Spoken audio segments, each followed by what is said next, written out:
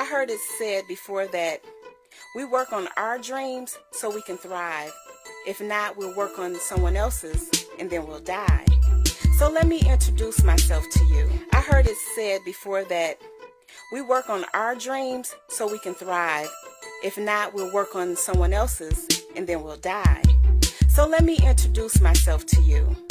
I am Wanda D. Hollis. Now the D is for Denise, a name given to me by my grandmother, and Wanda was given to me by my great-grandmother. So there you have it, Wanda Denise Hollis. Now some call me Wanda D, and my close friends and family call me WD. But either way, I'm just passing through. You see, I came by to inspire you to live beyond your dreams, to go past the clouds and travel on Mars if that's what you so desire to do. Let me assure you that I truly believe in you. Your visions and hopes are seeds planted in you, put there for a reason, perfectly designed for you. I believe that the universe is simply waiting on you. Let me ask you a question. What are your desires? What is that thing? You know, that thing that burns inside of you. That thing that nags you. What is that dream that used to ride with you? I am here to tell you. I am here to encourage you. I am here to let you know that it's not too late to take that dream off the shelf and give birth and let it kiss the earth and then spread it as though it was a dessert. I am enough. I am enough, and yes, you are enough. You, and you too are enough. Now live knowing and believing that there is nothing, absolutely nothing you can't do. Why? Because together we are more than enough.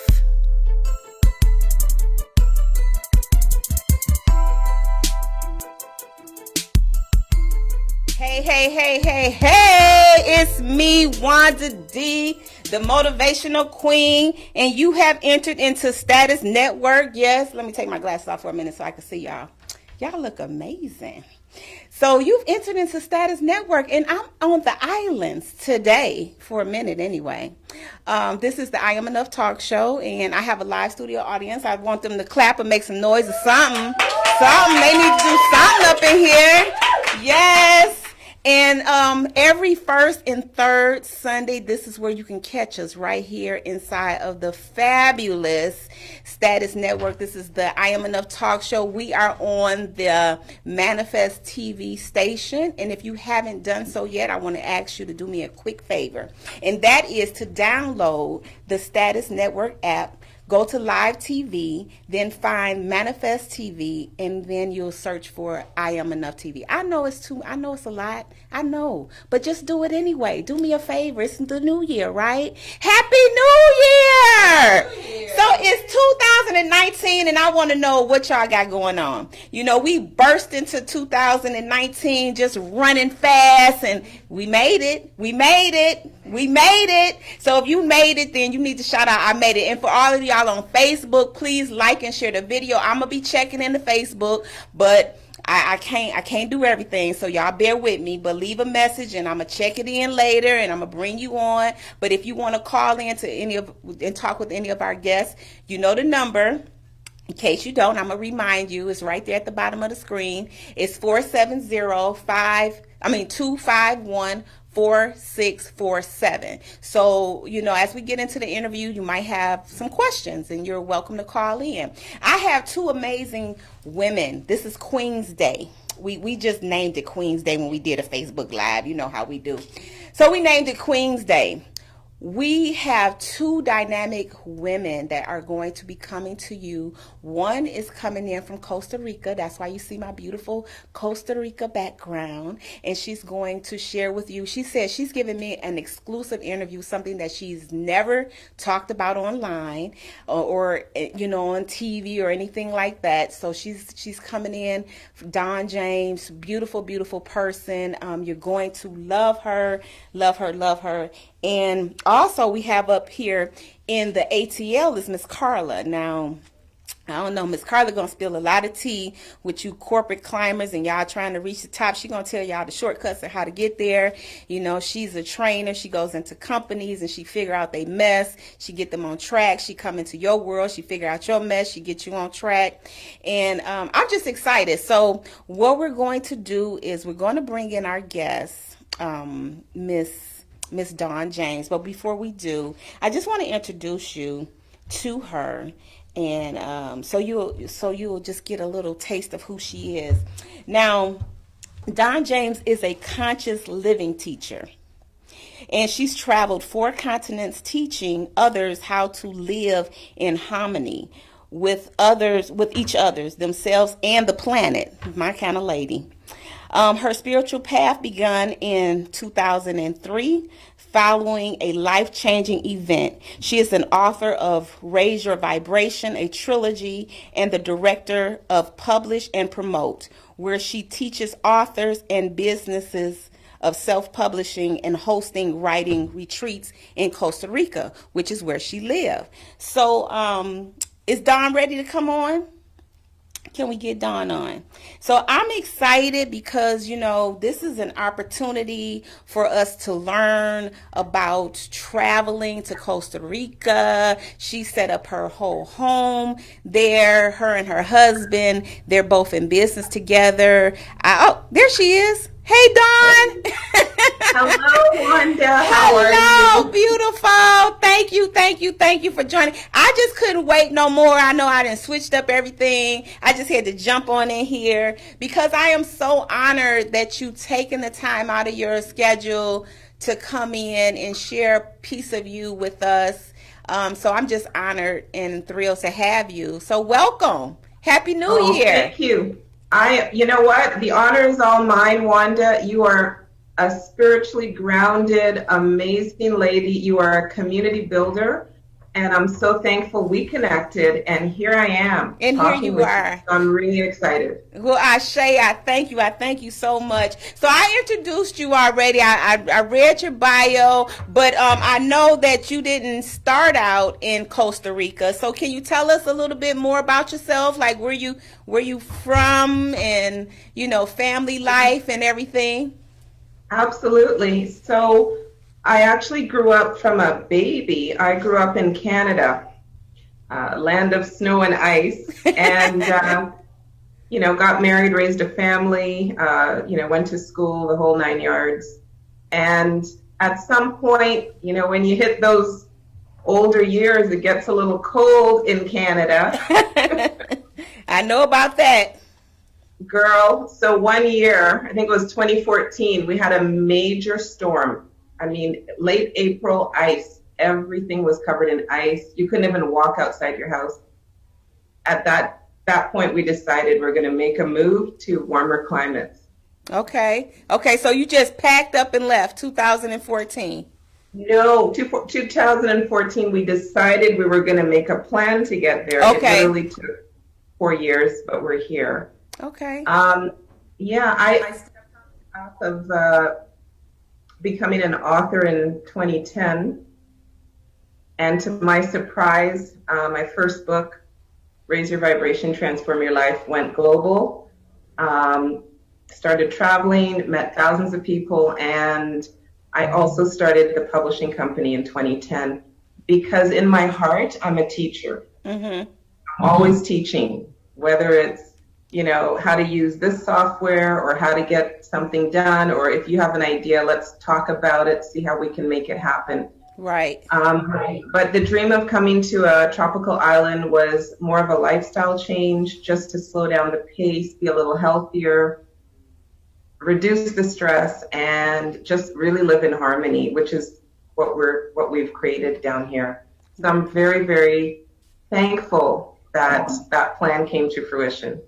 Wonderful. And now your husband, he does something as well with people. What is he in the fitness arena? Yes. Okay. Yes. So my husband is a former 3-time Olympian. He's represented Canada at 3 Olympics. Wow. So he is to say a fitness guru is an understatement. He's actually a master master personal trainer. Okay. So he can get anybody into shape. I'm telling you, girl. Anybody into shape. Body. Wow. Okay. Yeah. So we put our passions together, and I host wellness retreats and writing retreats, and he does boot camp retreats. So he will whip you into shape. Whip you into shape. I want to say this right here. Just talk a little bit about, because you talked about your first book. Now, was your first book The Vibrations of Forgiveness? Was that the first book? Right? True. So that story, The Vibration of Forgiveness, in the first book, I kind of gave a flavor of why we need to forgive. And I shared not the full story as I've done in my third book. Wanda, to be honest, I wasn't ready. Right. I wasn't ready. It was so still raw, and it was very traumatic. I'll share that tonight, but I wasn't ready to fully express what happened. Mm-hmm. This third book, I have shared it, and I'm sharing it because I firmly believe we do not have to live with pain and fear and shame and blame. When we understand why and how to forgive, it's going to really open up space for us to be who we have to be, who we really are. Holding on to all that is like shackles on your legs. We really need, and your heart. Absolutely. And that pain causes us to behave differently than if that pain wasn't there. Right? Right. So it's all about, how do we get to living fully? How do we get clear of this? Clear the pain, clear your karma, understand karma is real. I tell people, absolutely, karma is like a credit card, and you want the balance to be zero. Well, I definitely can relate to that as far as forgiveness. That's one of my prayers daily, is that I stay in the flow of forgiveness, and gratitude. Because I find that if I stay on that walk, I had a minister that taught me a long time ago that if you practice forgiveness, then you don't have to, just be so injured all the time. If you just not kind of like expecting something, or you just totally just wipe the slate clean. If you really take it in one day at a time, then you're able to just push all of that stuff beside. But, of course, we know that it's easier said than done, so to speak. Yes. So we have to learn how to grow into that. But just real quick, now, how did you become a teacher of a living conscious teacher, a conscious living teacher, I should say? My journey started through my own wake up call, and I love your daily post when you say, "Thank God, thank you for my wake up call today." Right. I had a very different life. I'm actually living my second life. My first life came to an end in 2003, a combination of intense stress, corporate stress at work. I had hit the glass ceiling. I was managing a company. I was clocking 72 hours a week with 3 young kids. Ooh. Insane. And so my body just started to shut down. I had a wake-up call, which involved literally my heart stopped beating. Wow. I left this world. I left my body. Everything about reality changed. And when you have an experience of realizing that you have a spirit is huge, and I'm going to say the word God, or whatever you want to call it, in whatever religion, there is a higher intelligence, and we are divinely guided. Absolutely. If we can be still enough to listen and hear it. And so my life changed that day. In 2003, I quit my corporate job. I never looked back. I didn't have a plan. And over the course of 2 years, the plan unfolded, and I became a teacher. I learned a lot of things from the experience. I learned how to breathe, how to work with sound, how to work with colors, how to work with nature. Everything about me changed, and I realized I was living a very high vibration, meaning to say that the more natural the world was for me, the easier it was for me to stay here. And so I created a whole environment at home to maximize that lifestyle of being natural and holistic and healthy. And so because of my experience, I started writing about it. And in 2010, I published that book. I had been talking about conscious living since 2003. So it was a natural progression to write and reach more people because I'd been talking locally.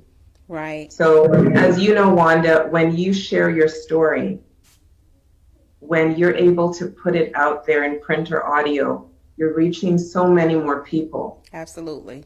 And I'm a firm believer the people who need it, they're going to find it, they're going to hear it. So it opened up a lot of doors for me to travel and teach. And so I've been teaching people how to live consciously with more awareness, how to lighten their load, whether it's forgiveness, whether it's realizing that you really are enough, all these messages, you know. If you didn't get that self-esteem from a child, it's not too late. Exactly. To instill self-confidence in yourself. Exactly. I say, you know what? It's never too late to learn anything, and you're never too young to teach. You know, you have to just stay open.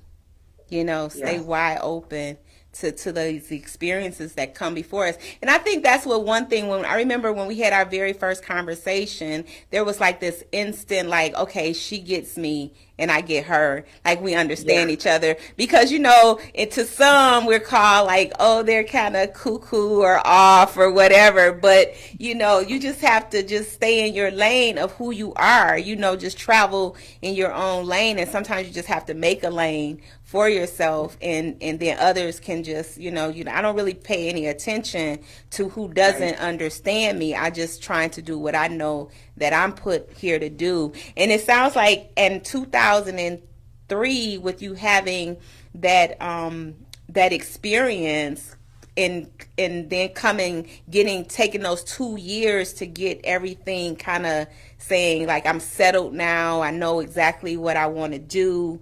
What motivated you to write about forgiveness? I wanted to write about it for a long time, and part of the story I'll share tonight is, I mean, I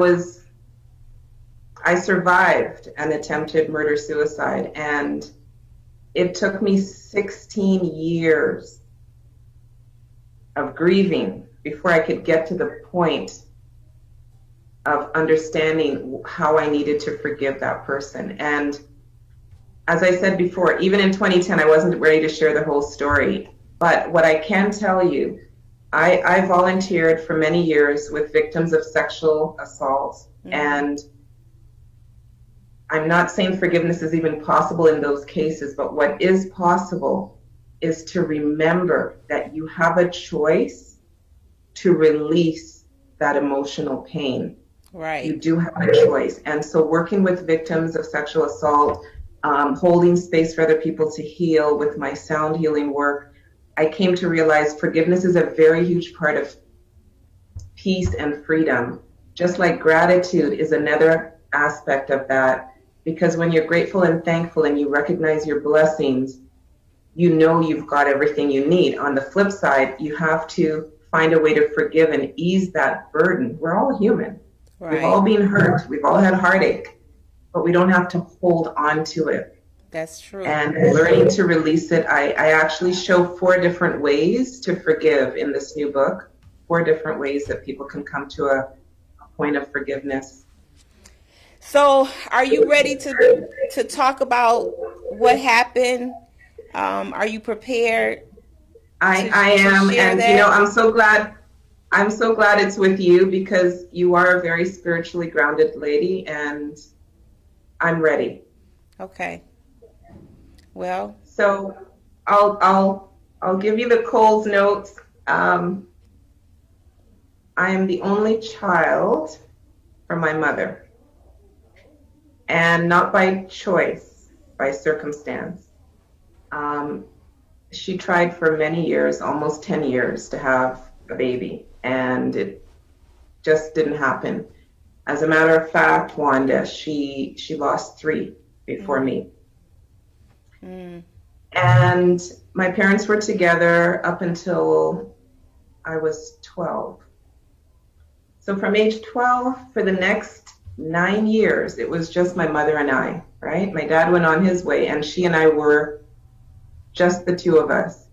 And we were so close. We did so many things together. We took trips together. We did each other's hair. We shared stories.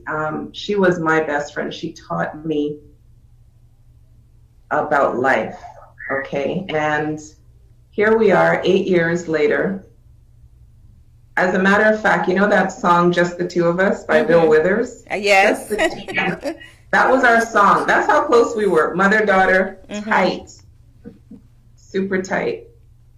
My mom, after the divorce, she wasn't interested in dating. She wasn't seeing anybody. It was just her and I. 8 years later, I'm 21, almost 21 now. Met a guy. Fell in love. We got engaged. In 1988, it became just the 3 of us. Okay. Got married. And so the 3 of us were living under one roof. And about 3 months after we got married, oh, surprise, I'm having a baby. You think, hey, everyone's excited, we're good to go, we're happy, party, break out the champagne. I thought everybody was happy, but apparently that wasn't the case.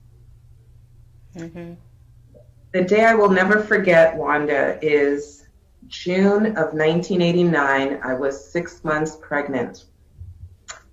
And every day we got up, made breakfast, my husband went to work. About half an hour later, I left for work. And on this morning in June, he left for work. And 10 minutes later, the bomb dropped, like nuclear. And I was in the kitchen, she was in front of the stove, and I was kind of between the kitchen and the stairs. We lived in a split level, so you'd have to go down 5 steps to get to the bedrooms, right? The bomb dropped. She was standing in front of the stove, and I heard her say, and I said, "What did you say? I didn't hear you." And she turned around, and in her hand was what I would call a butcher's knife. Like, I'm talking maybe like a this cleaver. big. And she said, "You are not leaving me. You are not leaving me. And today, the only way both of us are going to be carried out foot first. We're both going to get carried out of here foot first. You are not leaving me." Wanda, the bomb dropped. I didn't see it coming. I'm looking at this knife. I'm holding my belly. I am, what the bleep? What the front door? What the bleep? I couldn't take my hands off of that knife. And I found a way to peel my eyes off, and I looked at her, and it was as if I was looking at a total stranger. Yeah. And when I looked in her eyes, I said, "I cannot talk you out of this. I can't." I could see it in her eyes. There was only one goal. Wow. Shocked, stunned, hurt, scared. I got 2 lives to worry about. And what did I do? Wanda, up to this day, I don't even know how. I don't even remember going down the stairs. I think I jumped. My first thought was, get away from that knife. And whoever that person is, that's not my mom. I don't know who that person is. I got to get out of here. And I ran, jumped, leaped down the stairs into the bathroom, and I shut the door. And there was no window. I was like a rat in a trap. I couldn't leave. And there was kicking and banging and yelling and a whole commotion going on outside that door. We lived in an old house. And you got to imagine, I'm standing there in disbelief. What is going on? Why is she doing this? What did I do for her to flip out like this? And Wanda, I'm telling you, for 16 years, I was grieving. My heart ached. The last 3 months of my pregnancy, I cried every day, every day, every day. The doctors were concerned. Blood pressure was through the roof. By the grace of God, I prayed that that door didn't cave in that morning. If that bathroom door had caved in, I wouldn't be here talking to you today. Mm. The shock, I couldn't think straight. I was so shocked, and a little voice inside me said, "You're not going to die today. Dawn, you're not going to die today. You're not going to die today." Mm. Wow. I don't know how long it took, Wanda, but when the noise stopped, you know what I thought? What if she hurt herself? Mm-hmm. Yeah. What if she turned on herself? What if, oh my God, what if she's lying in the kitchen bleeding to death? I don't know.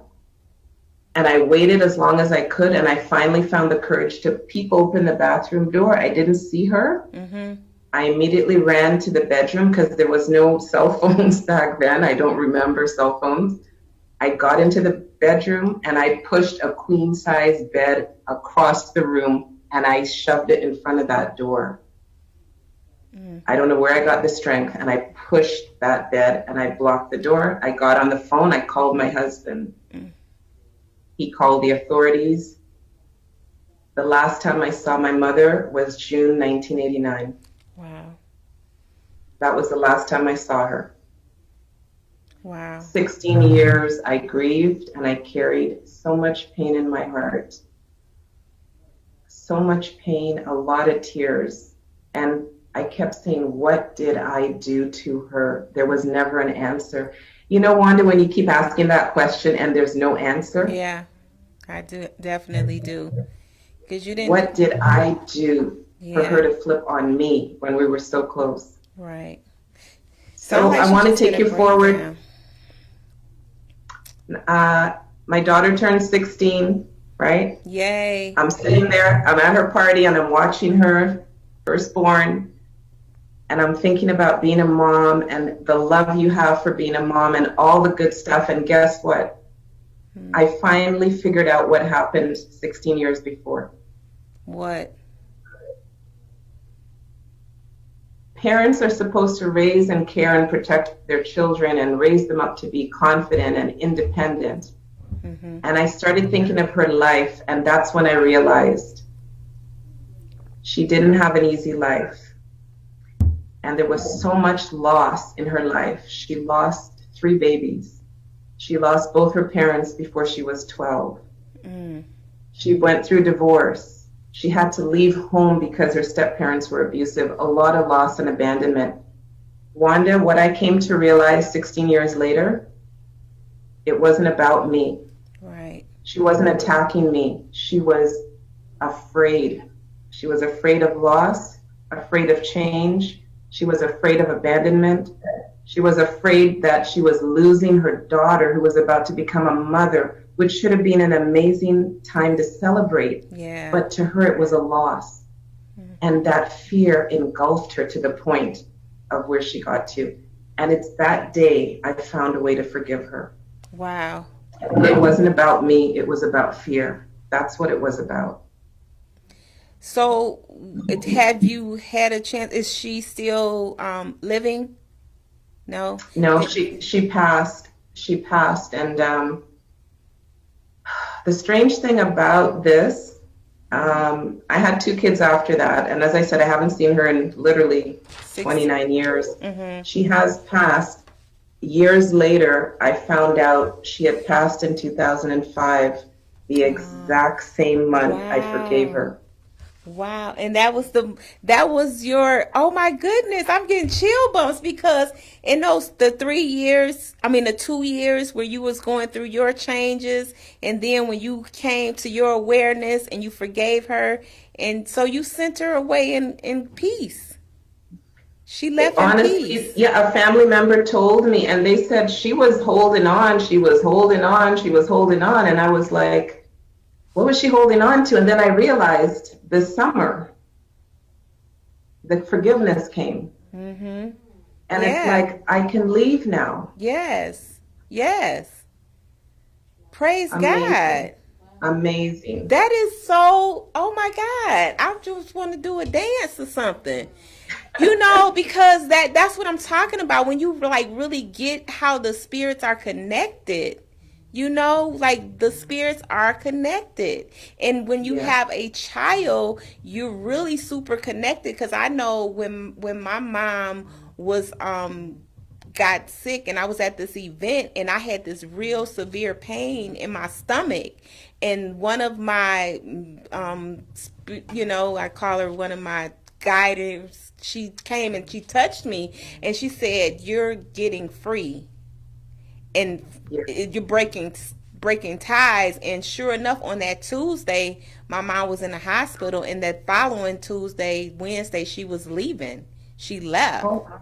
So I mean, I know like that 2005, you know, probably was that exact same day or date or close around that period where she said, "Okay, I'm good, she's good, I'm good, and she's gonna figure this thing out." She knew you would figure it out. You know, that's the beautiful part about it, is she knew you would figure it out.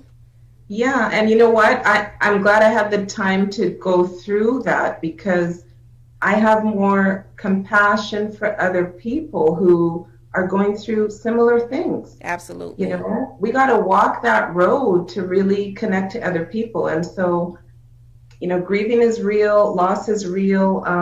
Sometimes you're raising a child as a single parent, and that child is your world. They are your lifeline. And so I could understand where she was coming from. And that's the key. I got out of my head and I got into her headspace. Right. Right. And her life and all the steps leading up to that day, to realize it wasn't about me. It was her fear that drove her. Yes. And I forgave her for that. You know. That is so beautiful. So I know I read something where you said that book kind of like completed the journey, the whole journey. You were done. You're done after that. So explain a little bit more about what you meant by that. I had a vision of writing these books before I even decided to become a writer.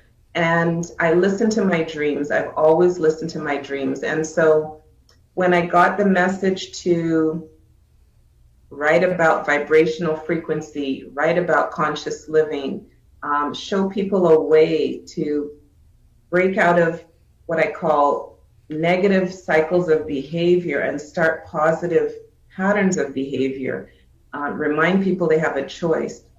And so I've been holding on to these 3 books for that long. And so the first book is about what you can do for you. How can you become more conscious in your life?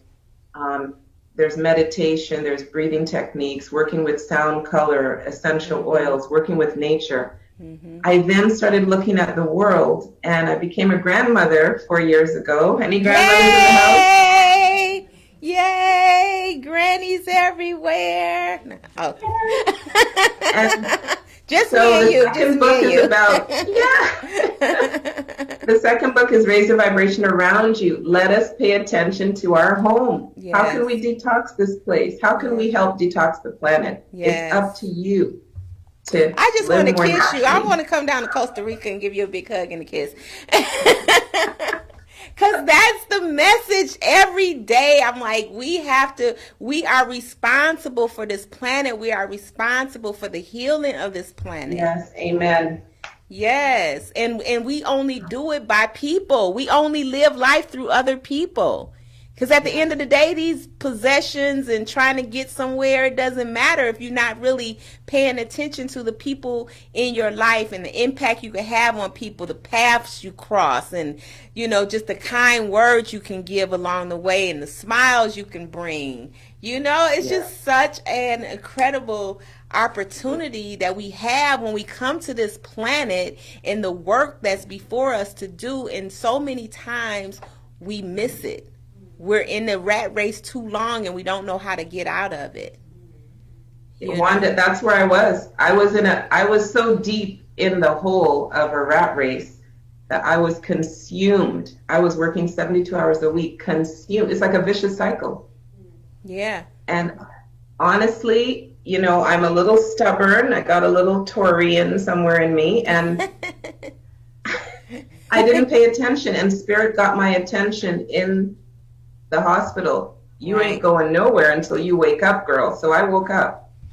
I'm Wow. very thankful because it's allowed me to share what I've learned, writing stories. It's allowed me to reach other people who need to express themselves. And I always say the people who are real teachers, I'm going to use the word light workers, right, Wanda? We're the Right. woo-woo ladies. The people who are light workers, community builders, teachers, people who care about the planet, we all have to find ways to express and teach and help those, pull them up and help other people understand there is a better way to live, a better way to relate, a better way to, raise our families, Yes. and stop living on autopilot. So I'm really blessed that I'm able to help other people share their stories. Mm-hmm. And I love what I do. I Yeah. love it. Yeah, so do I. And the fact is, when you do operate out of loving what you do, you just feel like you can never, well, at least that's my issue. Like I can never do enough. Do you feel like that sometimes, like no matter how much you're trying to do, it's like, oh my goodness, I still feel like I'm under accomplished, even though I know I'm burning the candles at both end and in the middle, simply because I love what I do. So it's kind of like no break to it. It just goes in from one thing to the next. But I hear you. yeah, how do you help people even find their themselves in all of the chaos? Like, what are some of the techniques that you use to help people identify? So, yeah, a lot of the work I've done is being in groups, working with groups of people, but essentially, whether it's one person or a group, I take people back to a time when they were open and curious and playful. I take them back to the beginning. And I talk about that in this book, Raise the Vibration Between Us. There's an exercise called Empty Your Cup. Empty your cup. So I get them to empty that cup, and you go right back to the beginning. And I really start breaking it down so that tell me who you are. Mm-hmm. I don't even want to know your name. Who are you? Mm-hmm. Yeah. Because before you were given a name, you were still somebody. So we go right back to that. Who are you? Mm-hmm. Mm-hmm. And so get back to defining yourself on your own terms. Not an easy task, my dear. I see you smiling. We got mommy and daddy in our heads all day long. Yeah.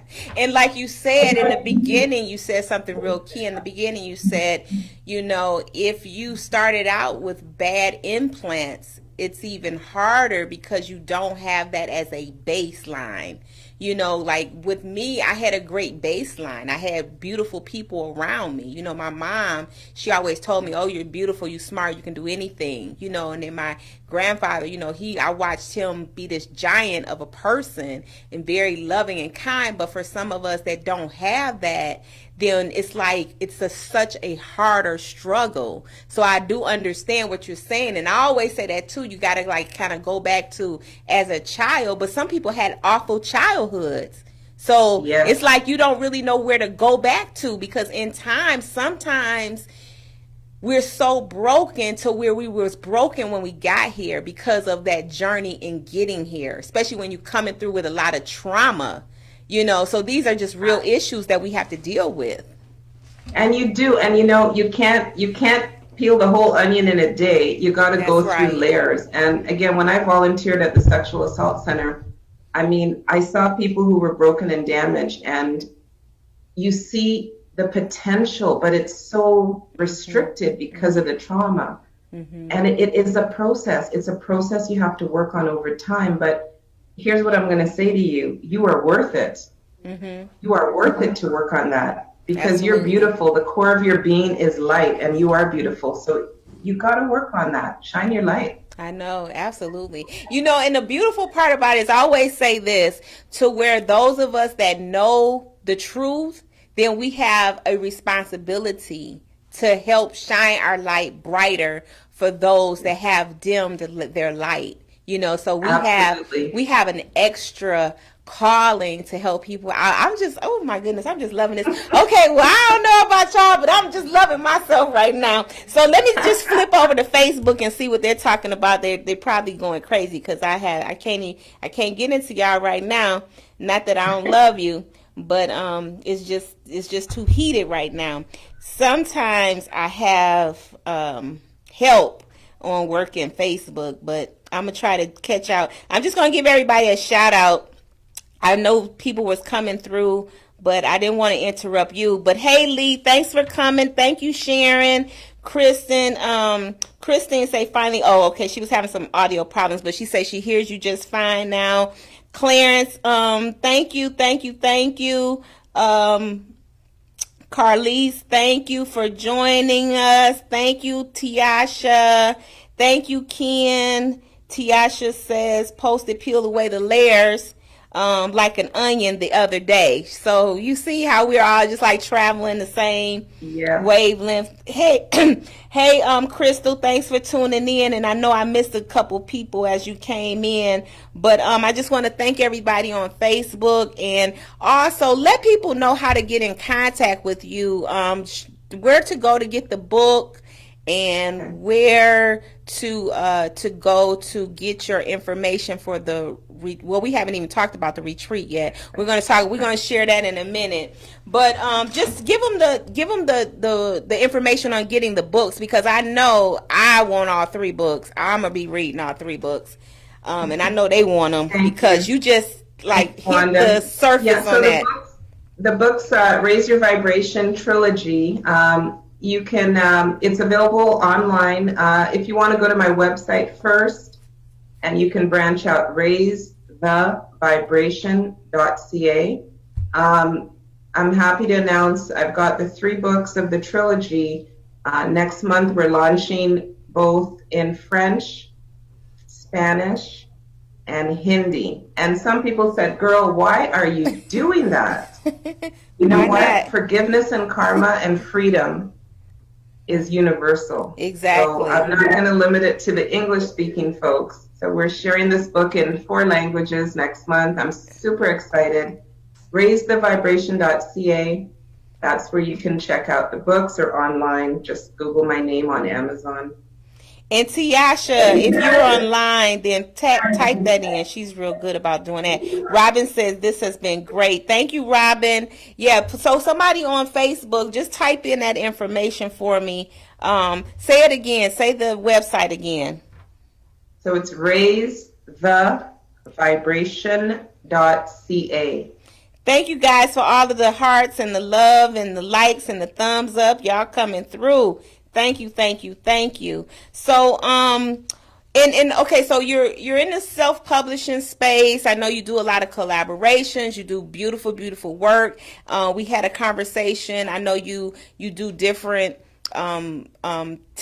styles and types of writing, but you definitely make sure that it's in alignment with what your heart tells you to do, right? Absolutely. I stopped living in my head in 2003. Publish and Promote started as an education company. We strictly taught authors how to self-publish professionally, how to distribute, and how to promote. And so that has evolved over the last 8.5 years. We offer a number of things to authors. Now that we're here in this beautiful space with gorgeous weather and delicious food, we are hosting annual writers retreats here in Costa Rica. Mm-hmm. Very easy website. It's called The Right Place to Write. The Right Place to Write. Put that down as well, Tiasha. The Right Place to Write. And you have a retreat that's coming up. Okay, that retreat is when again? What's the dates for your retreat? So the Right Place to Write, we have the Writers Retreat June 22nd to June 29th. Okay. 7 days, it's all inclusive. You're not only going to be writing, you're going to be doing one-on-one with a writing coach, an editor, and myself as setting publishing strategies for your book. and your business, because being an author is truly a business. It's a business. So we're going to be guiding you through the whole week. We've got a great lineup of workshops and lots of time to write.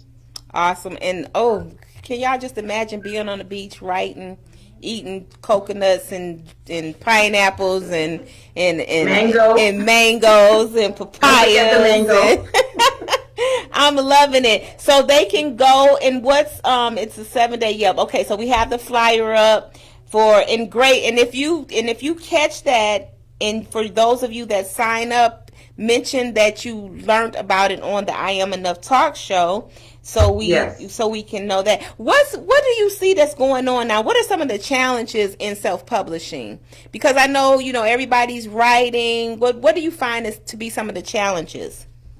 Some of the challenges I'm seeing is, if you don't have a solid marketing plan for a paperback book, you have to put energy behind it. You can't just put it on. It's not like making spaghetti. You throw it up on Amazon and you hope it sells. Yeah. You have to have a solid marketing plan.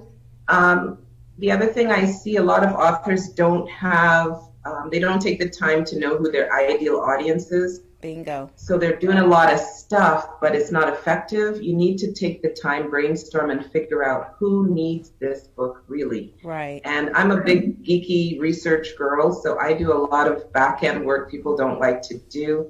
But we drill down deep and we identify your best audience. The third challenge I see, Wanda, having an ebook, it takes probably 10 times more effort to sell an ebook than a paperback. Not everyone's going to agree with me on this call, but it takes 10 times more effort because there's probably, for every paperback that goes up, there's probably 100 to 300 ebooks that are going up online. So you have way more competition with ebooks on the ebook market. And so it's not just about marketing, because people don't have anything to hold in their hand. You have to be very creative online to attract people to where to get your book. So it's a different marketing strategy for an ebook versus a paperback. Wow. Very different. That's some great information, because we know that like the art of writing, you do become that is a business, and because you want to sell books. So that's definitely a business. And so many times, though, people open up businesses without a marketing plan. A lot of businesses get started, and being an author is just like a business. So everybody needs a marketing plan. So that's great. And identifying with your market, that's beautiful. It's really key, because if you're going to invest the time and the energy and the money to publish this book, you should already have a plan on how am I going to reach the people who need to read it, and who is my audience. And we even take it a step further. I just had a client that published 4 books last year. She didn't have a brand. We had to build a brand. We had to actually establish the brand, the tone, the look, the feel. I reviewed all her YouTube. We had to recalibrate all of that before she launched those books, because she is a speaker. But we had to get her really crystal clear on what it is you're going to be putting out there. And it's a whole new day when I look at what she's accomplished this year compared to 2 years ago. So it's fantastic. So we work in all different facets of the business of being an author. It's not just about getting the book out there. Right. It's about, are you ready? Are you ready for the media? What do you want to do? Where do you see yourself? Are you going to be on podcasts? Are you going to be touring?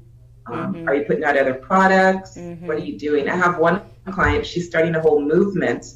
It's not about her book, it's about a whole social movement for women. Right. So whole other marketing strategy there, but it's exciting. It is exciting, because we live in this big, vast planet, and you literally can do anything you want to do. I love it. I love it. That's what I do. I show people how to just, you can take anything product wise and expand it 99 different ways, so I love you, and I appreciate you for being in that space, because you're very authentic with it, and you're working from your heart space. That's what makes everything just shine so much brighter.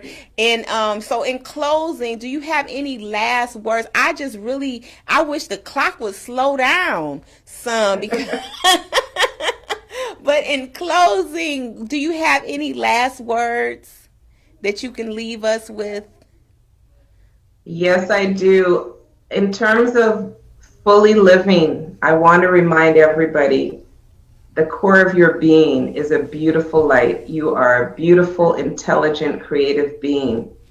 And despite whatever happens in this external world, that internal world is magnificent. So we just have to remember how magnificent it is. Yes. And find ways to reconnect with your wisdom, with your truth, with your gifts, with your passion. Try to remember that. That's so important. Other than that, as I said, try and love what you do and do what you love. Absolutely. And even if you're at a job you don't like, find a way to get a hobby, a pastime, something that makes your heart sing, because life is meant to be enjoyed. That's all I have. Oh my goodness. Well, thank you so much. Thank you so much, Dawn. And we're going to put your information up again. And I just wish you, pray for you, just love on you fully and completely. I see that retreat being filled up, people coming out of it being blessed in 1,000 different ways, and you just continue to hold it down in Costa Rica until I get there, because I'm coming. Girl, yes. Now, you notice the head wrap. This is the new look for 2019, because it's hot down here, girl. Well, that's okay. I gotta look on up under here too. Y'all gonna be just blown away when this thing come off. Blown away. Listen, if I take this off, it's Shaka Khan 1990, okay? I love Shaka Khan, but thank you so much. Thank you so much. I feel so blessed to connect with you, and I can't wait to meet you in person. And you know I'm a traveler, so I'll be seeing you. I know you will. Thank you, darling. Come back. Have a good night. Well, guys, that was amazing. Now I am so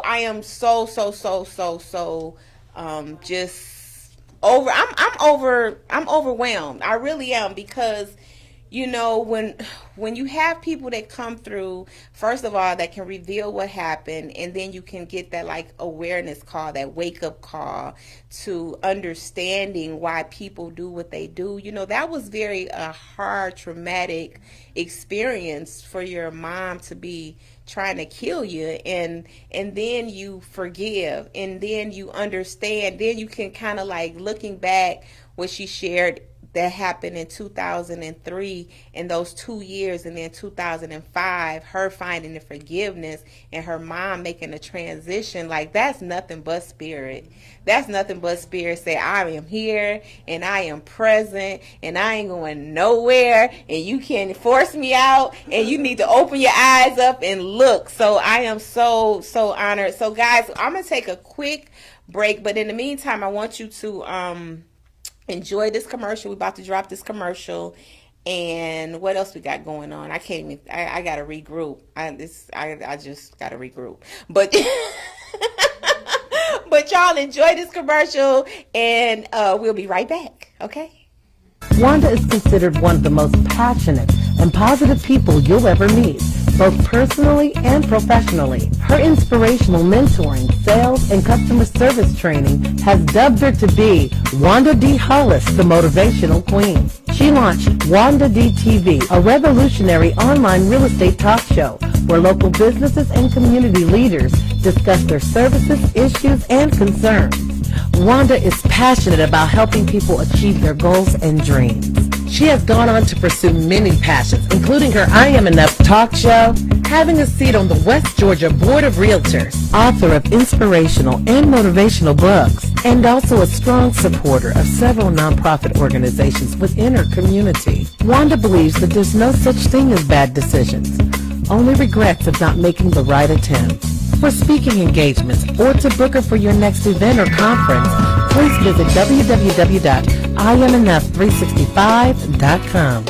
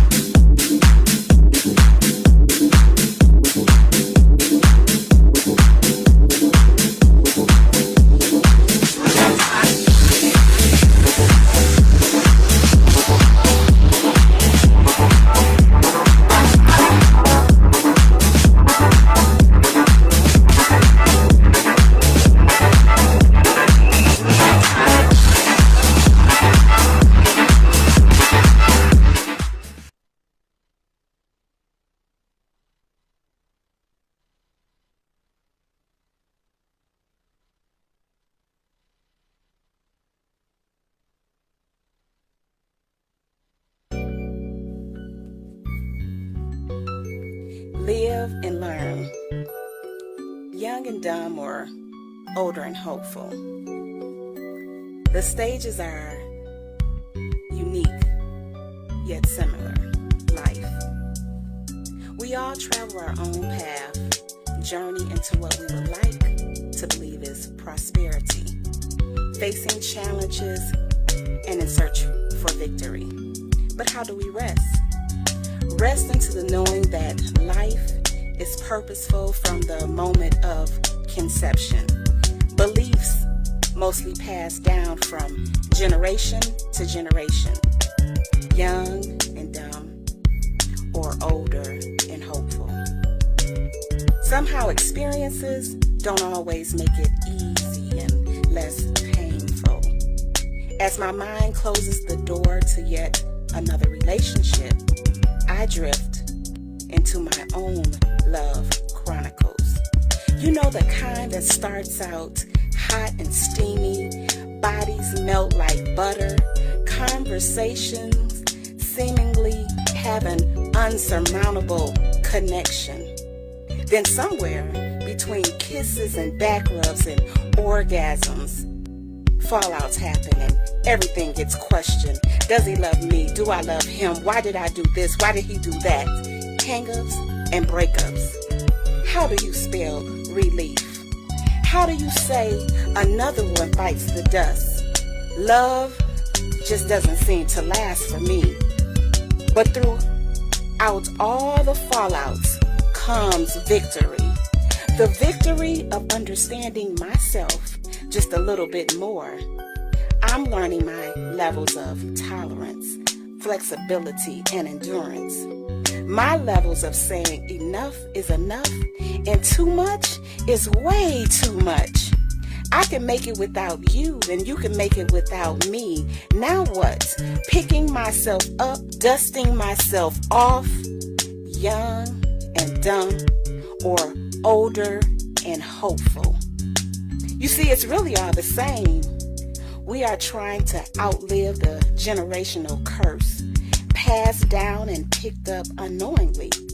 So, to those still listening, let's journey into our own fantasy of, well, you decide. Remembering the curse has been broken, we no longer have to live in the shadows of what our parents did. Let's live, and live, believing that there is so much to give, and love.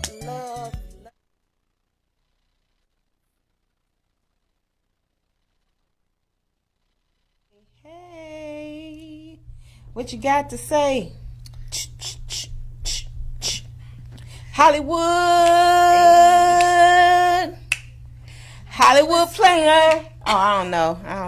You know what? We are back. Yes, I am back from Costa Rica. I'm back on Cleveland Avenue. Woo, I made it. Okay. I can't help it. Let me see. You know, I always say this. I'm between looks because when I'm looking into there, I get confused when I have my glasses on, but then I have to put my glasses on when I need to peek at my notes. So it's just one of those things. Well, welcome back. Glad to have you. And as you can see, sitting next to me is this beautiful lady right here. This is Miss Karla. And Miss Karla is traveled a long way to get here. You came from Douglasville, right? Yes. It's a hike, right? Yeah, well, about 45 minutes. About 45 minutes, yeah. But, you know, we have people that have traveled to this studio that took them like 6 hours. Mm-hmm. You know, that's just how famous we are up in here.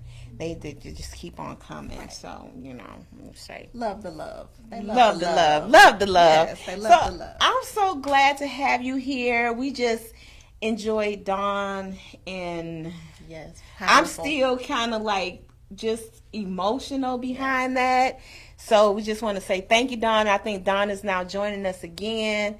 This is Miss beautiful Karla. Yeah, I'm saying she's on Facebook, not you know, joining us back in the studio. Look.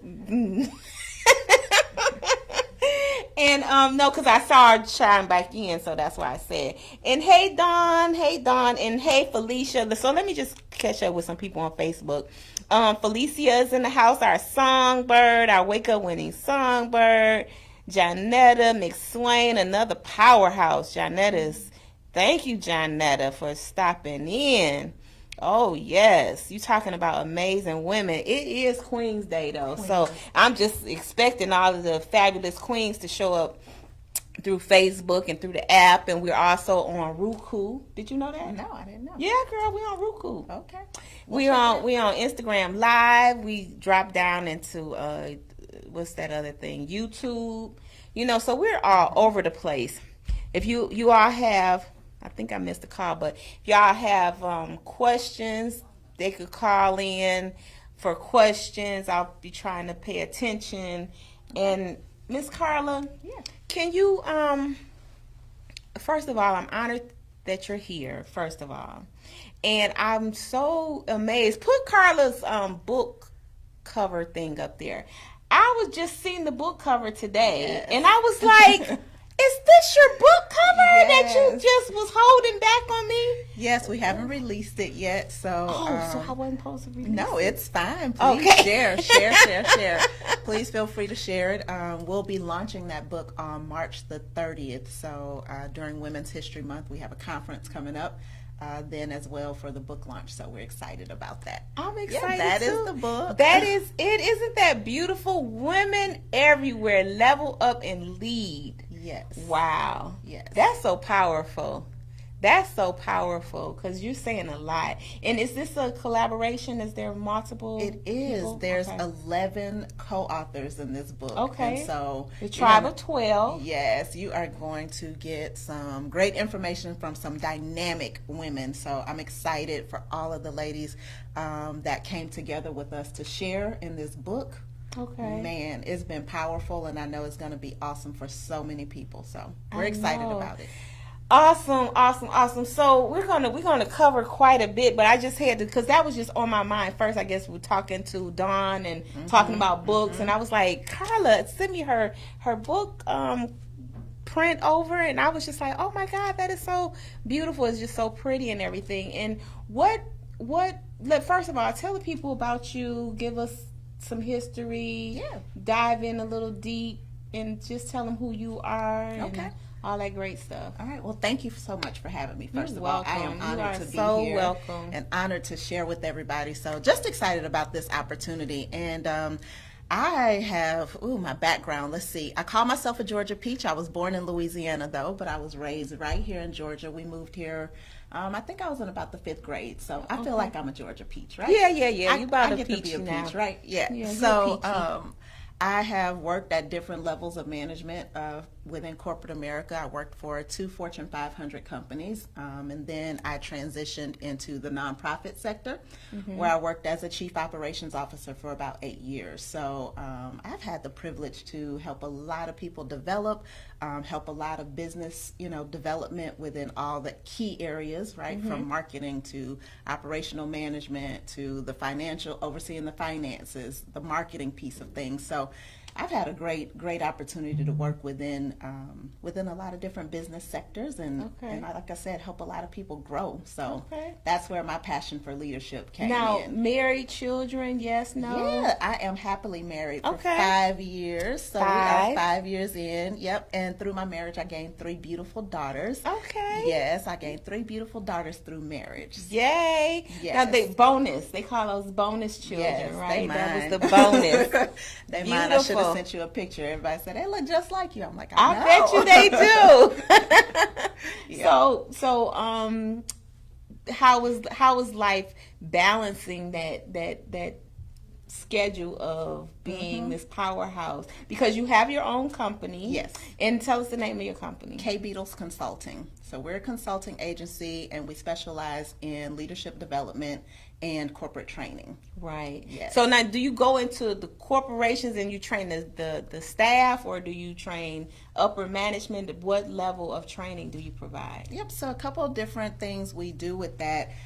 People reach out to me individually, and I do executive coaching, right, through that, and I also provide different level seminars, workshops that people can attend, because all the time you can't get what you need inside of a company, right? The company doesn't provide that. Then other times a company will bring me in to train the managers and the teams that they lead. Right. So that's where we're really able to make a huge impact, when we're able to work with the middle managers and the teams that they're leading, to make sure that their daily activities align with the goals of the company. Right. Now, we had an interesting conversation. We was talking one night, we were out for dinner, and we were talking about when you finally found your gift, when you identified with that. Yeah. Tell us about, because this first of all, let me just break down this platform, the I Am Enough talk show, where your dreams matter, is all about manifestation. It's all about working and walking in that lane of doing what you absolutely know you need to do and want to do. And like we was talking about with Dawn, sometimes we just don't know what it is we want to do. It's true. So you and I had talked about how, you saw people doing other things like the singing. You said, okay, you got the gift of singing, you can write, okay, you got that. And you just didn't know that you had a gift. And then you figured out that you had a gift. Right.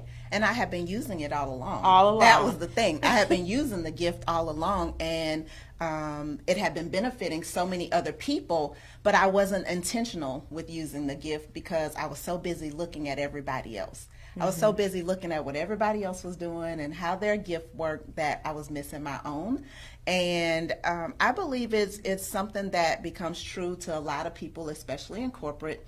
I believe that when we follow that path that everybody thought was set for us, of you go to school, you go to college, you get a good job, and we do what I've termed, and I've heard it termed as, following the follower. Right? And so that's what we do. We follow the follower. You get the job. And my story was, it sort of stayed, I got promoted. I was good. I have a really good work ethic. I catch on really fast. And so I was able to get promoted just because they picked me. I have a great attitude. Attitude is the majority of what gets people promoted within a company. Right. And we can talk more about that stuff. But it's attitude that really takes you further than the skill. It's 15% skill, 85% of your attitude, right? My attitude and good work ethic took me very far, but it landed me in a place where I'm like, what am I doing? How did I get over here? I don't want to do this. But I had received so many promotions, moved up in a company, and then I looked around and I'm like, what am I really doing? I didn't like it. I didn't like the place where I was. And so I had to start that soul searching within to see, where do I fit? What am I really doing? And so when I looked around, I realized that I had been coaching and developing people all along the way and helping them to achieve their goals right there inside the company that I was working for. Yep. And so that's when I realized it, and I started tapping into that. I definitely can relate to that, because I remember at the last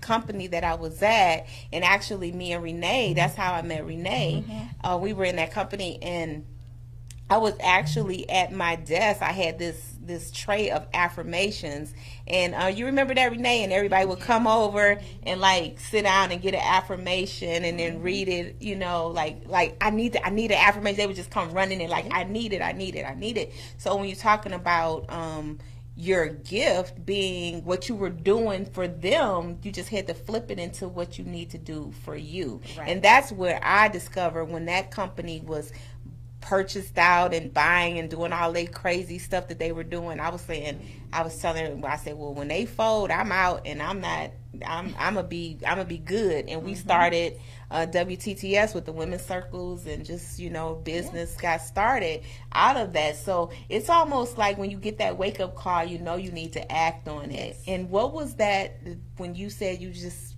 had it? It just wasn't fun anymore, and you just knew it. And what do you remember what that exact moment felt like?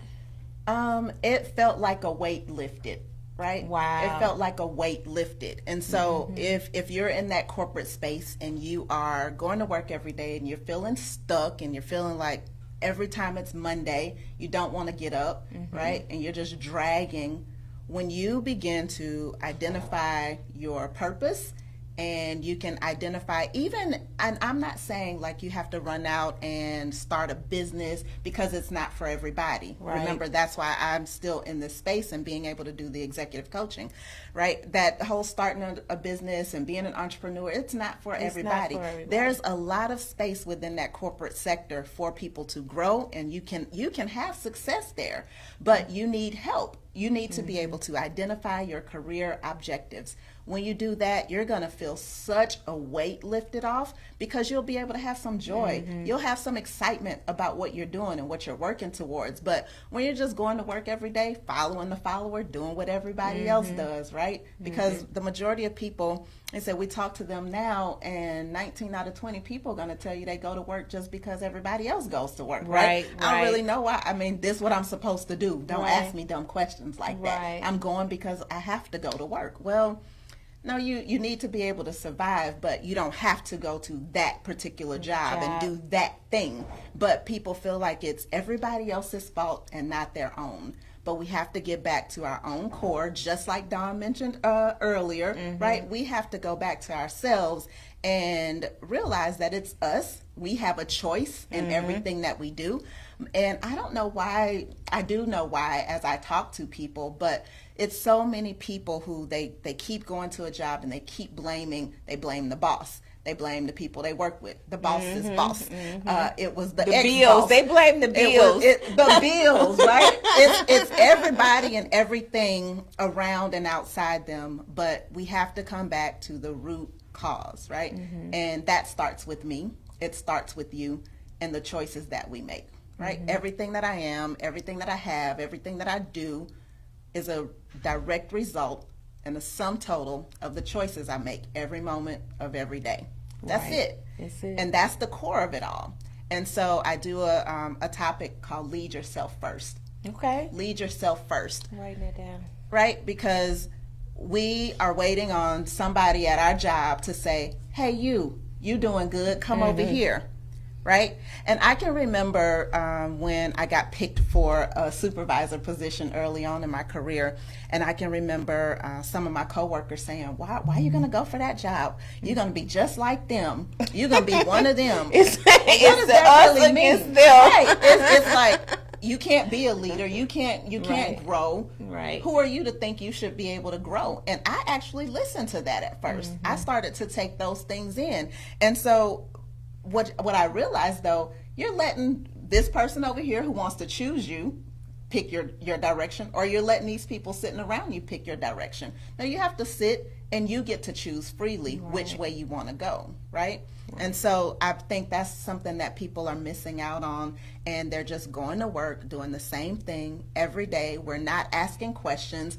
We're not looking for the opportunities. We're just going, and we have our heads down doing the same thing on autopilot, and we owe ourselves so much more. So much more. And so that's what leading yourself first is all about. Right. Getting back to me, what are my career objectives? Where do I want to be? What does that look like for me? Right? So some people are wanting to go out and do entrepreneurship, and they don't even want to go to work on time. You're an entrepreneur, you know what it takes. You just said, you work both ends and everything in between, right? And so, but some of us, we won't show up to work on time. We want to take extended lunch breaks. We clocked out at 4 when really we don't clock out till 5. We won't do it.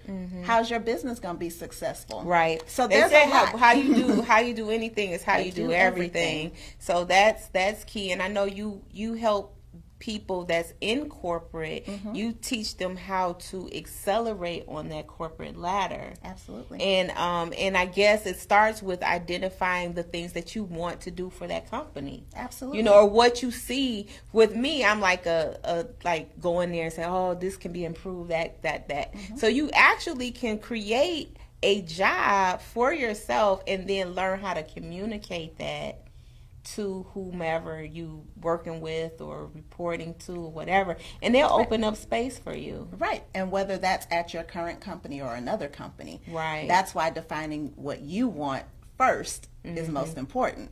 Because you can look at that job and there may not be anything there that you want to do. Right. There may be an opportunity, but it may not be anything that you want, but you feel like that's all that's available to you. But we live in a huge world.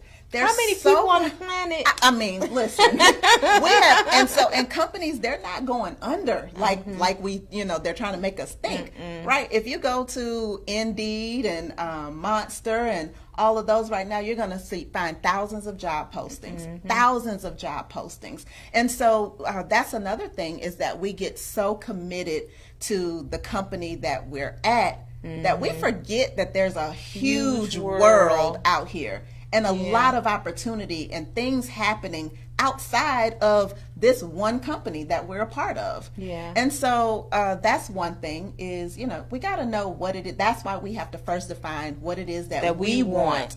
Because then I can clearly communicate to someone what I want and what I'm looking for. Right? They can't help me to get there if I don't know what I want. If I can't tell them. Right? And so... And I think that's the biggest concern today, is because, for one thing, we don't know what we want, and then we're so distracted. Yes. You get distracted with a lot of, like you said, what people say, that's a distraction. Bills are a distraction. Like fear is a distraction. Yes. Like all of these things, like habit is a distraction. Yes. That's to me, that's like the worst distraction, because it's like that autopilot, sitting on autopilot, and you just, brush my teeth, leave out the door, check in, take my lunch at 1, drive home through traffic, yell at the people if you yell, or if you zenned out, then you just don't pay them no never mind, Still on autopilot. But you're still on autopilot. However you get through traffic, it becomes autopilot.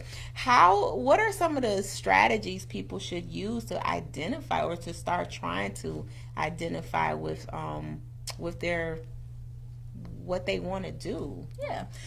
For me, one of the first things I do with my clients is I have them to list down the things that they love about their job and the things that they absolutely despise about their job. Because 9 times out of 10, we're going to get a long list of things they despise, and they're like, I don't know what I like about this job, right? But we start there because if we can clearly identify 1 or 2 things that we know that you love, we can start building from there. Next thing we want to do is we want to look at and assess their strengths. We want to assess their strengths, because sometimes we want something that we are way underqualified for, and that's okay. Right? But at least we know we have to start somewhere, right? And so we have to do that. But starting with those root things so that we can clearly see and start to develop a plan. But that's where we typically start, is outlining, what do I love about my job? What are the things that make me happy and really get me going? Right. Like I was able to identify doing one-on-ones with my team, I love that, because I got to learn, about people and what their desires were. And I'm a strategist. That's what I do. I'm a strategist. So I love finding solutions for people. Right. I love finding a way. How can we help you to get there? Right. That's what we do. And so we look at that. And then I also believe strongly in, if you're within a company, get you an outside coach or mentor. A lot of times we're looking inside for our supervisor or, someone within the organization to mentor us or to coach us or to guide us.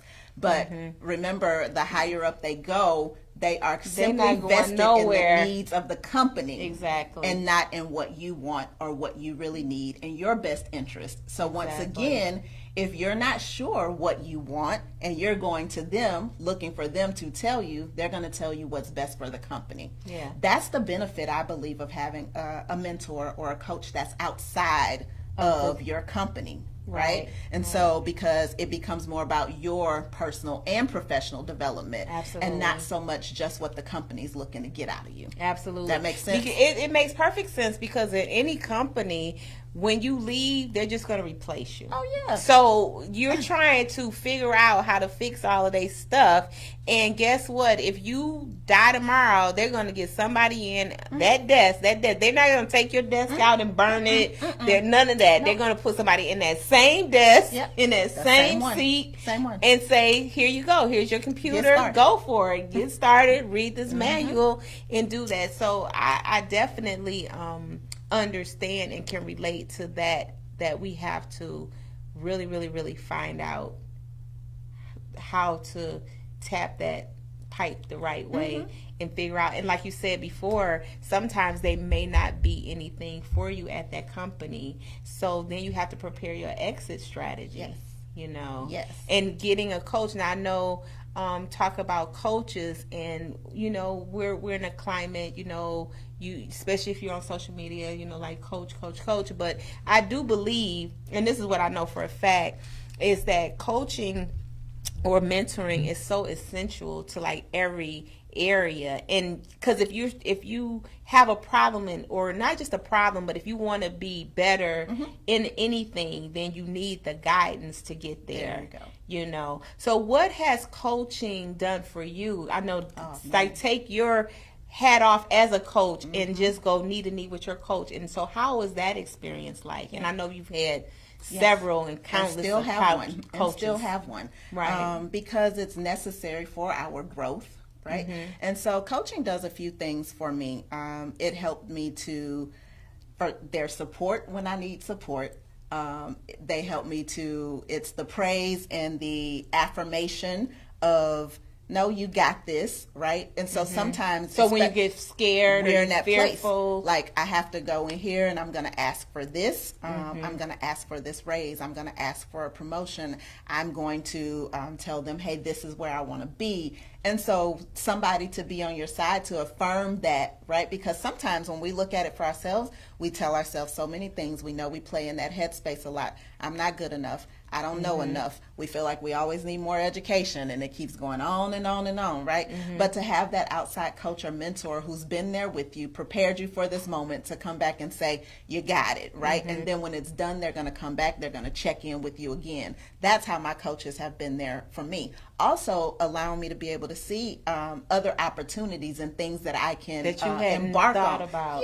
Yeah, opened up my mind to new possibilities, right? Because I saw it one way, and they said, have you thought about it like this? Have you looked into this yet? And that opened up a whole nother opportunity for me that I didn't have in you consideration hadn't even thought yet. about that. Right, I hadn't even considered yet. So, and then the ongoing coaching, once you've done, you know, your beginning phases with coaching, things like that, you can back off of it a little bit, but it's good to have that to go back to, right? For that continual checkup and things like that, just depending on what you're trying to accomplish. Absolutely. But yeah, so coaching has done all of that. It's done all of that for me, from opening up doors, helping me through transitions from one job, you know, to another. Even with the business, when I started my business, so helping me to transition that whole process, and seeing how to line things up, how to set it up, what types of connections I needed to make, marketing stuff, so many things that had I not had those coaches, I would have been spending money somewhere else, still trying to figure it out. Absolutely. Still trying to figure it out. Let's check in with Facebook. All right. Right quick, because we got a lot of comments going on here. And we just had our beautiful co-author Tiasha walk in the building. Give it up. Yay! So Lucy Brown, she just gave you a lot of celebrations, like that hat with the okay, you know who that is? Yes. Okay. Yes. So, and Dawn says clarity is key, and I agree, Karla. You got another comment was, they can't help me they can't help me get there if I'm not sure what I want. So yes, true. And that was Charlisa. Kiki Stone, one of our other Wake Up Winning co-authors, she said, oh, indeed, internal coaching mentor is almost impossible. Their schedule is always packed, and they are 100% vested in the internal culture she's talking about. the company having their best interest. And Lorraine says it's beneficial to have a coach, mentor in your field and outside of your field. So in your field and outside of your field. Thank you for joining us, Manisha Victorious Holiday. She is awesome. Another powerhouse. I tell you, it's Queen's Day. It's Queen's Day. So what was the transition like for you when you stepped out of corporate and you opened up your business? Was that a difficult transition? Yes. Okay. So with me, I started my business in 2015, and I did not leave my full-time job until 2017. I'm trying to make sure I'm telling. 2017. Okay. Until May of 2017. And when I started the business, I had misplaced priorities, is what I call it. Okay. I had misplaced priorities, or another way I put it was I was overly loyal to a company and their goals and what they wanted to achieve. I was the chief operations officer. We have a lot to do. The vision is huge. There's a lot of people, there's staff now, and there's a lot of people counting on you to be in this place and continue to grow and make things happen. How dare you think about, moving? Right. And so there was that misplaced priority within me, as well as the pressure from my bosses of, you focused? You don't? Hey, you all right? You all right? They want to make sure you're not trying to sneak out the camp. There you go. They like, wait a minute, where's she trying to go? What you doing? Right? Yeah. And so when you are, a vital part of an organization like that, there is a different level of responsibility that comes with it. However, you still have a responsibility to yourself to know what you want, know where you are and where you're headed. Right. Because nobody else can tell you that. Right. Nobody else can do that for you. And it's when I was so vested in that I lost my way. Right? Absolutely. That I lost where I was.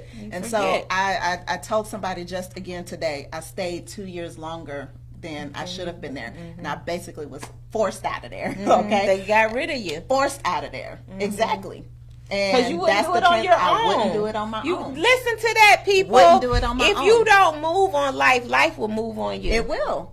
Every time. Every time. Every single time. If you feel like you should be doing something and you procrastinate, and you keep procrastinating, you keep putting it off, and you keep putting it off, then sooner or later life is going to move on your head. And it's going to force you. And sometimes it's not. It may be a little rough for you too. Because now it's like, boom, a ton of bricks on you, and you got to go. Gotta go. But when I tell you this, the day that transition happened, another weight. Gone. It was like, oh, I should have did this 2 years ago. Right? That's what it felt like. And an excitement, right? Because now I can be in this space of helping the people that I know I'm supposed to be serving, right? Absolutely. Because not only the way I look at it is, if I stay within this organization, then there's this small group of people that I get to serve. When I move out into my own space, I get to share this with so many more people, right? I don't have to just keep it in this box of only for this company, only for the people that come through here, only for their purpose, right? Now I get to share it with so many more people. And that's where I believe the real excitement and stuff came in. So, but the work also, because it is a job, but it's something that I needed to do for me. Again, it's not for everybody. You have to know where you are and what you want to do. Kiki said, Lorraine said, so true. And Kiki said, there's always warning signs too. Yes. And then Dawn says, plan the plan, then act on it. Yes. So true. And that's what happens. We have to just get out of our way, out of our head space.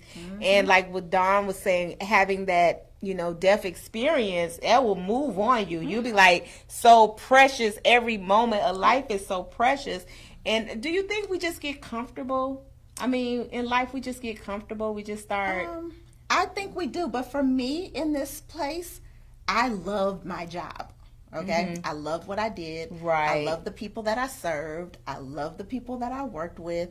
I can probably tell you so many stories from people that I've seen them develop from one level to another level to high level leadership so I love that. So you love that. I love the space that I was in.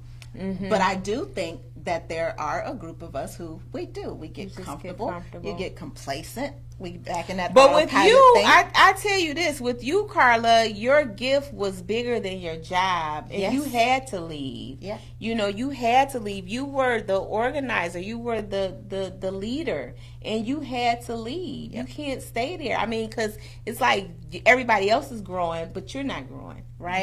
That's what was going on. And that's what kills you on the inside. Yeah. So, and that's a part of that story. That last, I'm gonna say the last year and a half that I was there, everything's still moving forward, but I was dying on the inside. I went through a time of depression. I had to see a counselor. I just felt like, what is happening on the inside? But nobody could see it. Wow. Nobody could see it, but I was dying on the inside. Wow. But that's what it will do. Again, that misplaced priorities, not knowing what you want, where you want to go, and being afraid to take the next step. That makes sense? It makes perfect sense. That's why, again, it's from my own experience. It's from, and not just at the last place, I was there 9 years, but before that at the 2 Fortune 500 companies, I saw it over and over and over again. The clients that I work with, I see it over and over and over again. We don't know. We don't know what we want. And if we do know what we want, we're so afraid to say it. We're so afraid to say, oh my gosh, they're going to put me out. What if I lose my job? If I tell them I want to do this and they don't like it, then what? You're going to be fine, right? Yeah, but you don't know that. But you don't know that in You the don't moment. know that because we're too, we you know, it's a setup, y'all. It's a setup. always a setup. It's always a setup. Always You a know, setup. it's a setup. And when we figure it out, I say when you allow things to come from behind that red curtain, so to speak, then you realize, be like, you know what, they functioning over there just like they functioning over here. They eating, they breathing, they doing stuff, and they doing more stuff. They taking trips, they sending their kids to the schools that they want to go to, and here it is, we're thinking that we're holding up something that really doesn't need to be held up. We're holding up our own self. You know, so, and you said something real key, because I believe that, entrepreneurship is not for everybody, but working in your gift is for everybody. Yes. That's what's universal. Yes. That's what's universal. Working in your gift is for everybody. Yes. And so y'all can get with Karla. She can help y'all figure that out. Yes. Karla, how can the people get in touch with you? And I got another question though, but I want you to tell them, because I feel like somebody needs to know right now that might need to get off. So tell them how to get in touch with you. You can find me on Instagram and on Facebook at K Beedles Consulting. That's K Beedles Consulting. And for all of your viewers tonight that are here with us, I would like to offer them a free discovery session with me. So if you're in that space and you're not sure, of what your next steps are, if you're that person that's feeling stuck, So how can they get their discovery session? Absolutely. What do they need to do? If you go to focusforwardsession.com, focusforwardsession.com, you can book that with me, okay? Okay. We'll give those complimentary discovery sessions out for the viewers on tonight. Awesome. And Dr. Angela says, she said, hey sis.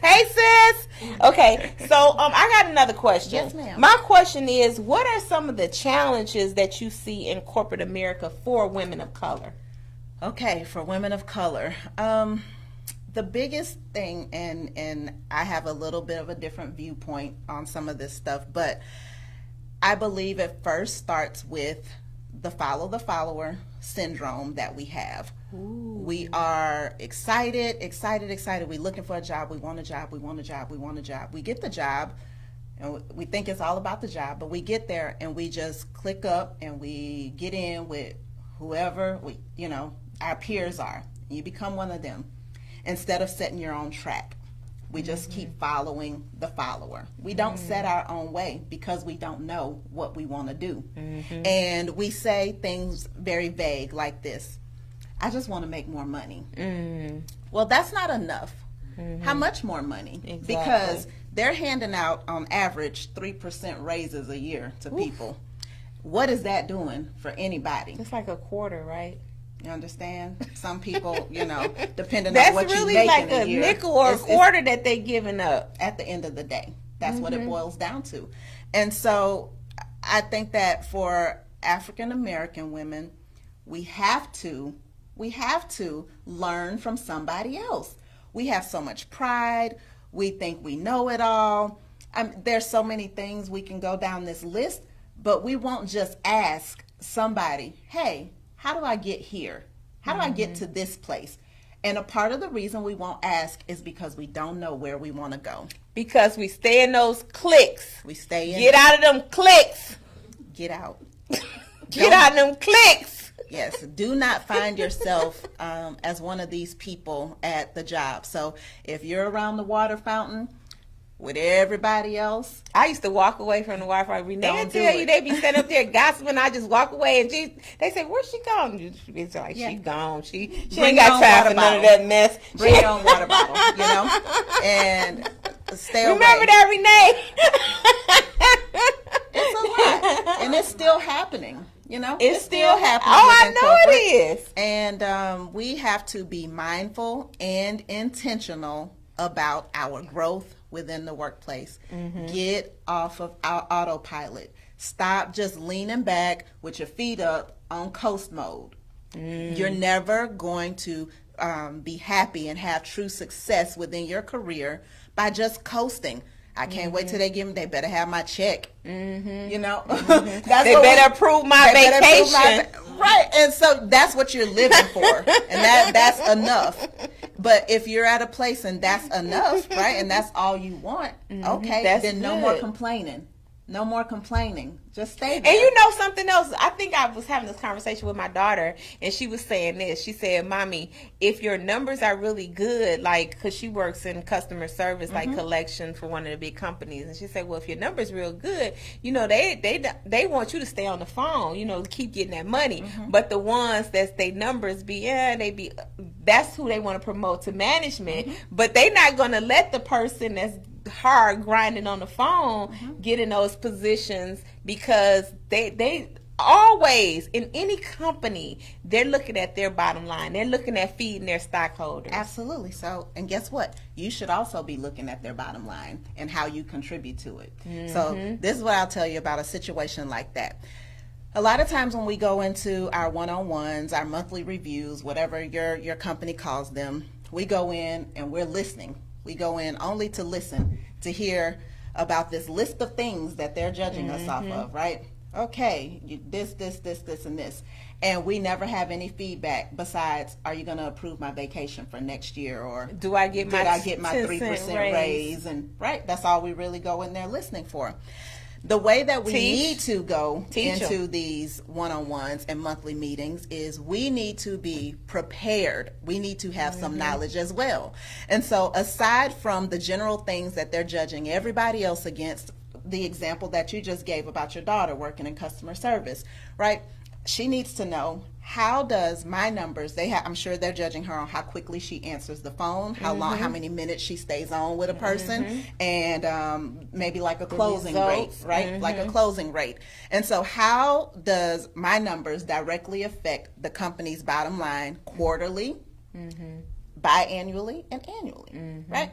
We need to look at that, and you need to be prepared to bring that in and have that conversation, because they're going to be talking to you about, oh yeah, you answered the phone, you were good on that. I did some phone monitoring and you were great with that. Wonderful. But there's so much more that you can take from that, because while they may not want to promote you, another company wants to give you whatever it is that you want to bring that skill set to them. When you tell them that I directly impacted the bottom line by $1.5 million, right? I worked with a multi-billion-dollar company, and I brought in 10% of business over, this quarter. Right. But we don't know. Half of us don't even know. This is what's amazing when I'm talking to some people. You don't know if you work for a Fortune 100, Fortune 500. You don't know what kind of company you work, where your company falls. You just going to work.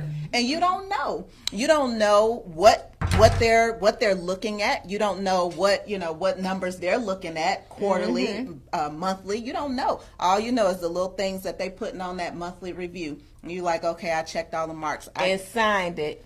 And signed it and went on about your business. And went back to lunch. You didn't ask any questions. You didn't contribute anything, right? And you went back to the water fountain is where they went. Back to the water fountain. To gossip some more. Girl, they gave me my 3%. Did you get yours?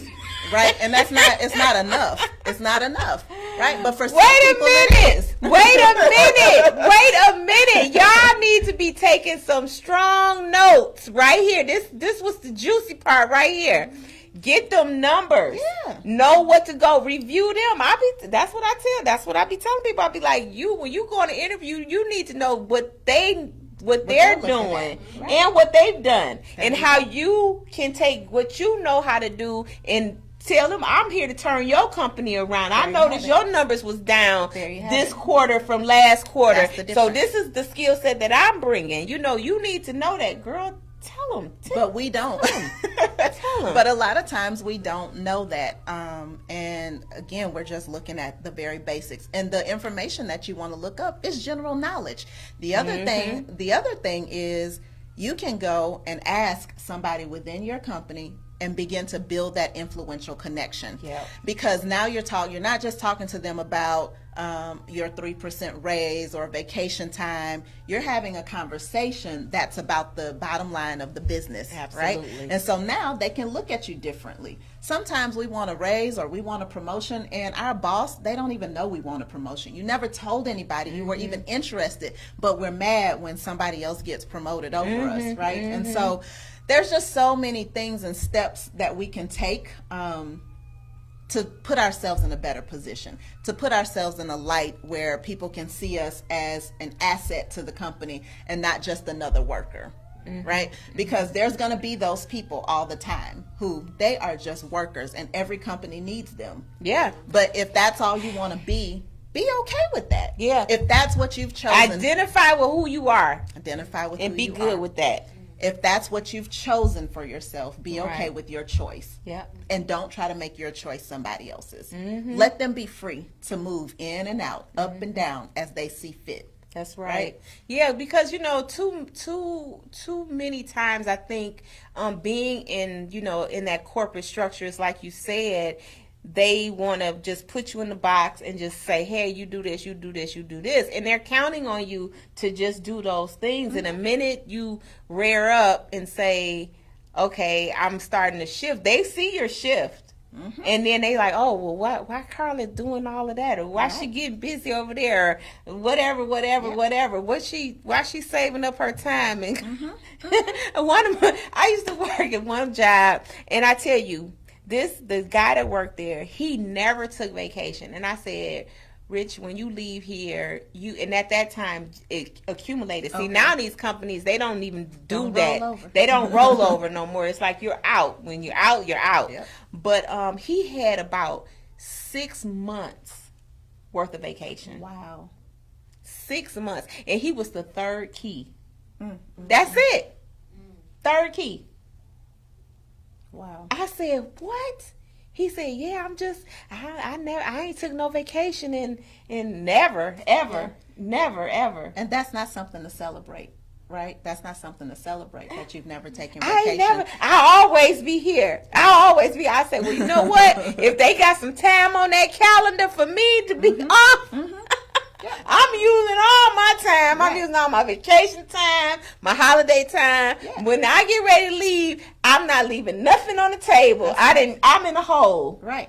And if we talk about that, we talk about so silly. I am in a hole. We talk about that where vacation is concerned, but there's so many other benefits that companies provide, and we go to work and we don't take advantage of any of this stuff. We don't take advantage of it. I know. And so you started the job, all you know is how much vacation time you got, right? That's all I know. How much vacation time I get? Does it roll over? Which holidays do I get off? Okay, cool. But there's a whole benefits package. There's a benefits package that we haven't tapped into yet.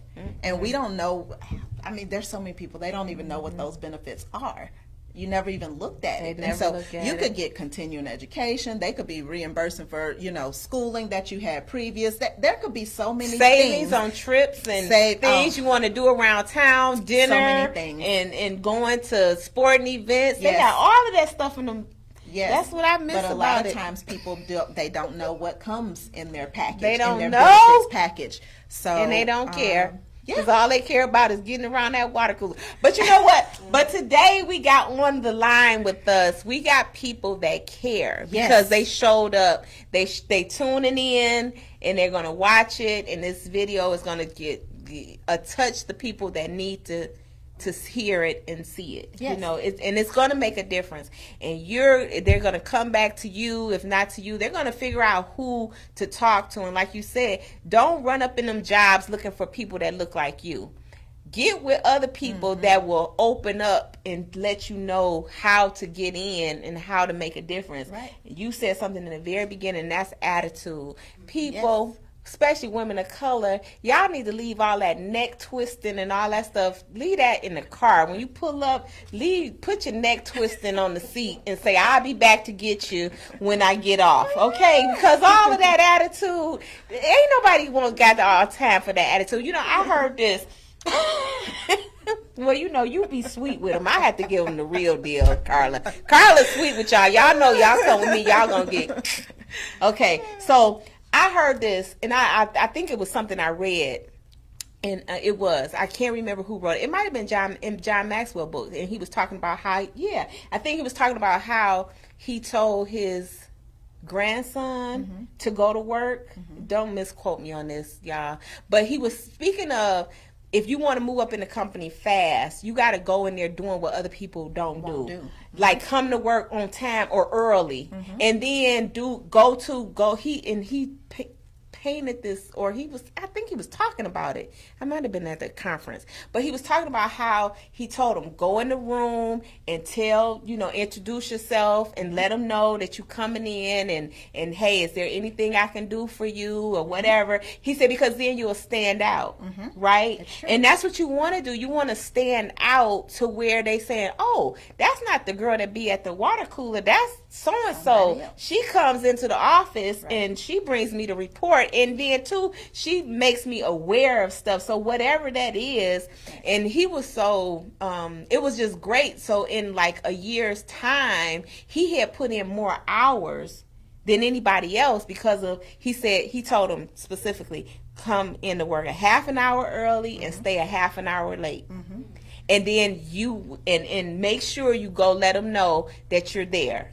Right. Like just tap on the door and say, hey, I'm here. I didn't know if you need anything or whatever. Again, that's attitude. It is attitude. And I'll tell you, for a lot of people who may be listening or watching, and you're saying, I already come in a little early, or I don't have the time. I have my kids. I have this, that, and the fourth.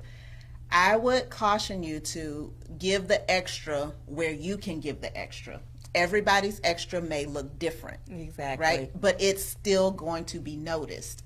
So give the extra where you can give the extra. So I may be able to come in early and stay 30 minutes late because I don't have little kids that I have to get ready for school and drop off and so on and so forth. Where a single mom or even a dual parent households, they may not be able to do that, and that's okay. But you do have to find your gifting and where you can give the little bit extra so that you can be noticed and set apart from everybody else. But yeah, if they do just see you in the lunchroom, always with the messy ones, the people that's been in the same position. If you went to a job and you started hanging out with the people who've been in their same position for more than 2 years, that's a problem. Start separating yourself today. Today's a good day to start separating yourself. Monday morning. Make your list now. Mentally, make the list of the people that you don't need to sit with at lunch, or you don't need to stop by their desk and say, hey, as soon as you get there, and things like that, because everything gets noticed, right? It makes a difference. Get noticed. And especially if you're going to make a plan to consciously choose where you want to go.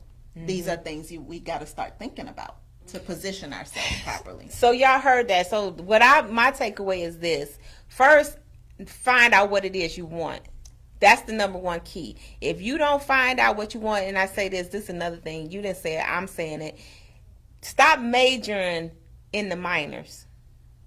Okay? Y'all stop majoring in the minors.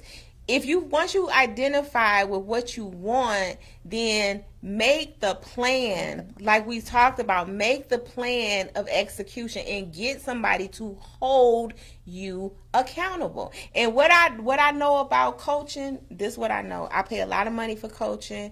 I charge a lot of money for coaching, and I'm not ashamed to say that. And the reason being is because free coaching, free mentoring, it does not pay. I was trying to do something with my daughter. She don't pay me for coaching. Guess what? She sat her fat butt on that couch when we supposed to be doing these exercises. And I said, come on, we supposed to be doing these exercises. I'm not doing nothing. But see, you have a different mindset if you show up. Yes. And she kicked out that, you kick out some money. Yeah. So put money into what matters. Yes. Stop wasting time and spending money. Invest money, and invest money in yourself. Yes. Invest money in yourself, because that will take you to that level. I know in my business, I realized that, listen, I have to have a coach because I can only go so far in my own big brain. And my brain is big, but it's not, like you said, when you have a coach come in, then they can kind of dissect and they can give you more ideals, and they can help you understand where you want to go. Another thing is, what time is it? I can't see because I got my glasses off. But can we put up her flyer for the you're part of the New Year, New You conference. So we're going to put that up, and you will be bringing some information. What subject are you speaking on? Leadership. Yes, okay. So we'll be talking leadership. Okay, and this is the Live to Lead. This is another event that you have coming up, and this is great because since that's up, lead that up right now. We'll talk about this one. This is part of the John Maxwell team of Live to Lead, and we're both a part of that. It's funny how we kind of figured that out. But you're doing this, you're hosting this event, and tell us what this event is all about. Yeah, so the John Maxwell produces the Live to Lead event every year, and as a member of his certified coach and trainer with John Maxwell, we get access to this. And so it's a leadership broadcast similar to a LeaderCast. And so we get people together and we show this. And so you get to learn from global experts. I'll be there. We have Mercer University as one of our sponsors, the Douglas County Chamber, so Country Financial, they're sponsors. And so that's going to be an experience and a day that's just jam-packed with tons of great leadership training. And so if you are in the Atlanta area and you're available on Friday, February the 1st, I encourage you to grab a ticket. We are almost sold out, so grab your ticket in a hurry. And I think that the ticket information is should be scrolling through too. Yeah. So tell them where to get a ticket from. It's at westgal2l.com. westgal2l.com. You can grab a ticket there. And again, for you all, because Wanda's great and she's always doing so much for so many people. If you are on tonight, we're talking all about growth. We're talking about personal growth. We're talking about professional growth. If you would like to attend, you can receive our special rate for that by using the code GROWTH when you go to purchase your ticket. And that special discounted code will be available for 7 days, okay? So y'all got 7 days. 7 days. Use the promo code if they don't sell out. If they don't sell, so go and get it now. It's available for 7 days, but if the tickets are sold out, they're gone when they're gone. So, but that's also available for all of our viewers and listeners on tonight. Okay, and then there we go. New Year, New You. Yeah, so this is actually with one of our coaches that I'll be participating in this with her. And my date is actually Thursday, coming up this Thursday at noon. And we're going to be talking about leadership on there as well. And so you'll probably hear some sneak peek of, and I'll give it to you first. We have a National Women in Leadership Association that will be starting up later this year. So we're excited about that. We'll be sharing some information about. So we got a lot of things coming up. I'm excited. Yes. I'm excited. And, and that has been such a blessing so far. We're in day 6, right? Yes. Day 6 is started on the 1st. So every day at 12 o'clock, you be introduced to a new speaker, new information. It's been going lovely. I have been 6 days strong into it, so I'm glad about that, just hearing it and listening. And then your book will be out in March, and you're going to have a big event, training conference, we'll be doing a conference and book launch at the same time. And that's the Women's Month is March, that's right? Women's History Month. The month of March is Women's History Month. So there will be some great things happening. Do you have a date for that yet? It's going to be March 30th. Saturday, March 30th at 1 o'clock. Okay. So Saturday, March 30th at 1 o'clock. Yes. And as soon as she gets a flyer together, I'm going to run that flyer into the I Am Enough talk show page. This is for my Facebook listeners. And of course, I'll be posting it on Instagram and LinkedIn and all this other kind of stuff. Because we're really a community of women helping women. Yes. Like I truly, like from the bottom of my heart, I want success for everybody. Yes. Whenever you make up your mind that you want to go after something, then you need the vehicle and you need the tools to get there and the resources. And when you find women, especially women of color, that really, really, truly, honestly support you, recognize that, okay? Yes. Don't take it lightly and don't take it for granted, because we are under such attack in this world that we live in, and they try to conquer and divide us and tell us that we can't work together and all this kind of stuff to make us go crazy. And we can work together, and we should work together, because like Dawn says, we have responsibility of the planet. We come here to heal the planet, and we're the woman. We're the womb carriers. This gets real deep. Put your hands on your stomach. This is real deep. We the womb carriers. Yeah. We are Mother Earth. And everything came out of us. So it's our job to protect us. And we as women, we have to get together and understand that we don't need to do nothing but love on each other. All that other stuff y'all put that's all fake. At our core is love, and finding what you want to do is your commitment to yourself. Yes, that's what I know for a fact. That's it. Now that's a fact, Jack. Okay, sometimes you gotta roughen them up. Rough it up. Yeah, you do. But the choice is yours. It's nobody else's fault. That's it. That's you what can't I take you could take the horse to the water, but you can't make him drink it. So, Karla, you have taken them to the water. That's it. Now y'all get y'all spoons out or y'all straws and start sipping out the well, because she done took y'all to the water. So what you gonna do with it?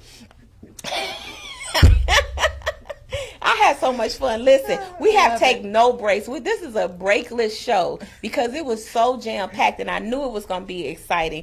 Karla, I want to thank you 1,000 times for coming on. And can you give them any last parting words, any messages you want to leave us with?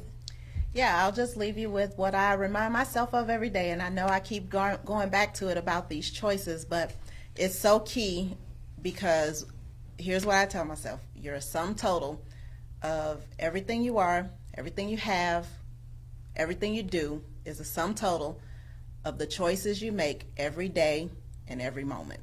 That's who you are. Absolutely. It's my choice at the end of the day. It's my choice. Whether I do or whether I don't, whether I have, whether I don't have. It's a direct result of the choices that I make every single day. Nobody else but me and the Lord. So, you know what I'm saying? That's it. But God gives us power to make these decisions. And so I just encourage you to make the choices that you want to make. Get into that space where you want to be. And don't leave your destiny, your purpose, your calling. There's so many things we call it nowadays, but don't leave it up to somebody else. And if you're in that place, you're feeling stuck, you're in your career and you want to move forward, take advantage of that complimentary discovery session that I put out there, okay? And let us help you get on the right track, okay? Absolutely. Thank you so much. Thank you. You're so welcome, because you're so beautiful and deserving to teach the truth. That's what's very important. Guys, I'm not going to take a break. I'm going to close out right here, and I want you to know this, that you have experienced the I Am Enough talk show.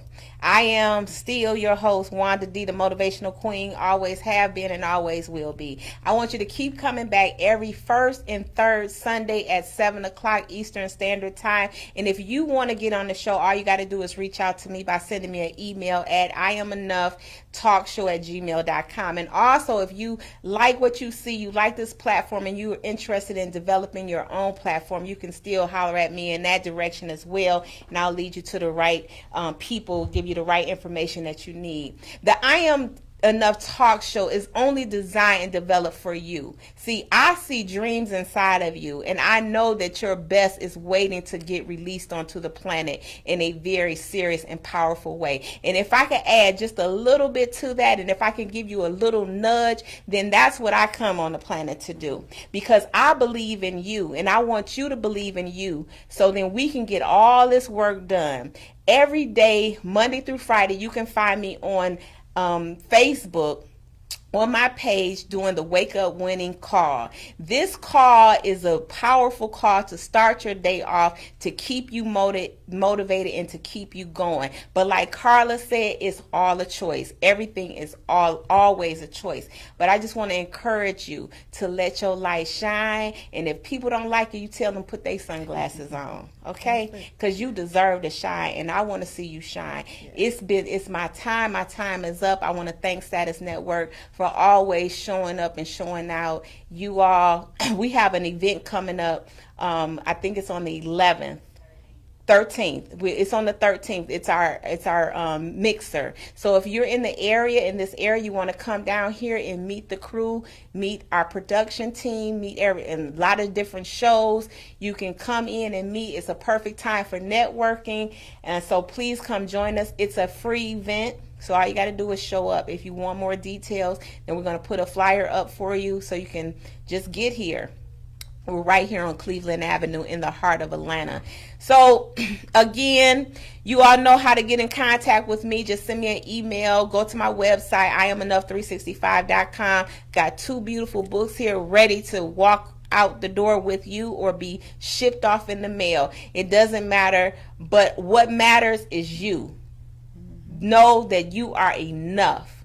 Matter of fact, you are more than enough, and together we win. Peace. That's my time. Bye for now. I love you, love you, love you, and there is absolutely nothing that you can do about it. Bye for now. Wanda is considered one of the most passionate and positive people you'll ever meet, both personally and professionally. Her inspirational mentoring, sales, and customer service training has dubbed her to be Wanda D. Hollis, the Motivational Queen. She launched Wanda D TV, a revolutionary online real estate talk show where local businesses and community leaders discuss their services, issues, and concerns. Wanda is passionate about helping people achieve their goals and dreams. She has gone on to pursue many passions, including her I Am Enough talk show, having a seat on the West Georgia Board of Realtors, author of inspirational and motivational books, and also a strong supporter of several nonprofit organizations within her community. Wanda believes that there's no such thing as bad decisions, only regrets of not making the right attempt. For speaking engagements or to book her for your next event or conference, please visit www.IamEnough365.com.